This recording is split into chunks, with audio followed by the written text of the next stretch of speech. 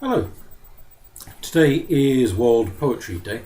I was invited to go along to a poetry event this evening, but by the time I got back in from work and walked the dogs and did everything else, I barely had two brain cells to string together, so I haven't managed to get there. So what I thought I'd do instead is record a couple of poems. Two of them are my own poems from this book, Moon Poets, which is published by Moon Books. It's an anthology of works by half a dozen poets, and I contributed 8 or 9 poems to this collection.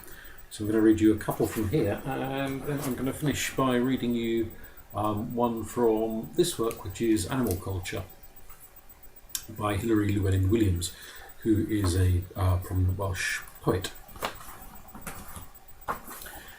So the first one I'm going to read, which I have put a written version of this on my blog ages ago, but I've not actually recorded the spoken version of this.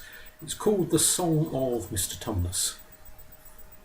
For any of you who are unfamiliar with the world of Narnia by C.S. Lewis, Tumnus is a faun, or if you prefer a satyr, half man, half goat, who frolics through the world of Narnia, getting up to all sorts of things both good and slightly mischievous.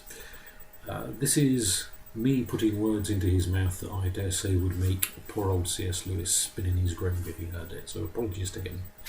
But the Song of Mr. Tumnus. 100 years of winter, so it felt. Once limber branches grow numb and splinter, life frozen, unchanging. Jadis solitary, the table cleaves, songless woods sepulchral stand, leached of hope, fallen with the leaves. Veined skeletons spiralling into mulch, all that was once held so dear, decayed, dissipated. We, few survivors, tired with fear, would Aslan's raw echo promise throughout the world? No lion's thunder stirred me.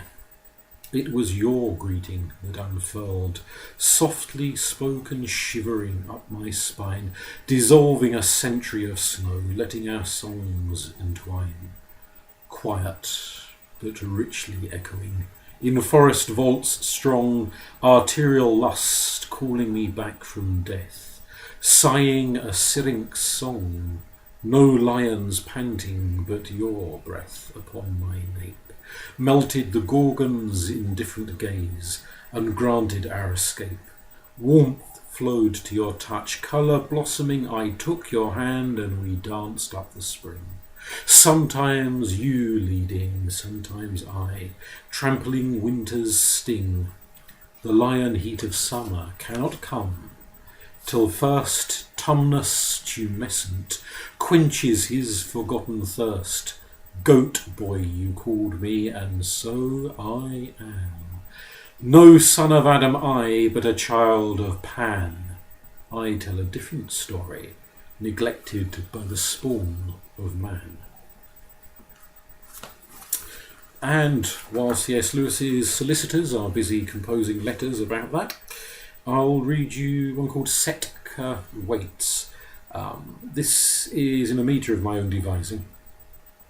Setka is a husky, a snow dog, who appears in Inuit mythology as the loyal guardian of Sedna, the figure who eventually becomes the goddess of the sea, although she doesn't start as the goddess of the sea. She starts as a mortal woman who is very ill-used by the men in her life. And over a succession of tragic events, she eventually mutates to become the goddess of the deep ocean, patroness of the seals and the walruses and what have you that live in the deep ocean. And so this poem is both to her and to her loyal dog Setka.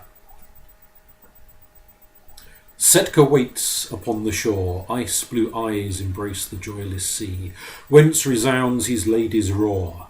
He remembers that dire day, the coming of the king, father's glee at daughter's joy, at love's play. Setka casts thought back on waves as Umiak slid sleekly to Groom's Isle, but found no lords, merely knaves. Stench recalled from Muzzle's store, foreshadowed of unravelling guile. Maiden's vows revoked, sans Thor. Setka shivers, recalls rage, shrieking birdmen conjuring storm winds to blow back their queen to cage. Father, fearful, casts his pearl to frozen seas. Decency rescinds, last bonds sliced, blood in seas swirl. Setka dived to save, but sank amidst the fingers, forming behemoths. Ocean maid swept him back to bank. Safe on shore, vengeance called pack. Old man's blood debt filling the dog's troughs. Sea goddess sated, sinks back. Setka guards the ocean edge, where the fingerless maiden he meets. Weed clogged her hair, his pledge to comb what she cannot reach. Warming the whale mother whose cold teats suckle seals on Arctic beach. Put me in the mood for winter. And the last one I'll read is not one of mine, it's one of Hilary Llewellyn-Williams from Animaculture. And this particular poem is called Changeling. And a changeling, if you are not familiar with that term, is a fairy child. It goes back to the old stories of fairies stealing human babies and then replacing them with one of their own kind who grows up in the stead of the human baby. So, changeling. The marriage of wood and water spawned this creature. Wood chromosomes and water chromosomes juggled together, shaping a wizened femur, as if old ivy woman tossed her leg bone to the elements and the waves took it, to scour the moss and the dirt away, then rolled it back to the shore. There are faces in it, gargoyles, gurnings, the grin of a running dog, an ivy dog running from tree to tree, a sea dog cocking its leg at the suck slick of the tide that whittled it, by the push and pull of the moon. Wood and water and the lunar carver conjuring a fake, a changeling brat, a beglamoured stock outwardly whole, but inwardly skewed like this. I'd love to see the rest of the skeleton, the ribcage opening, its shrivelled petals, the pelvis writhing in exuberant loops, the skull. What would they make of the skull? The one true giveaway that careful smoothing of flesh cannot disguise. And of course it was by the eyes that you knew them inhuman. The goblin urge to recreate, to play with blocks of DNA, to make believe. And we're part of the game. So an ivy stem can mimic a thigh bone, and our veins web out like a tree, with the sea moving in rhythm through us, casting us back along with other flotsam, wood bones and shells in the tidal reaches. And who comes combing the beaches for what remains of us? Thank you.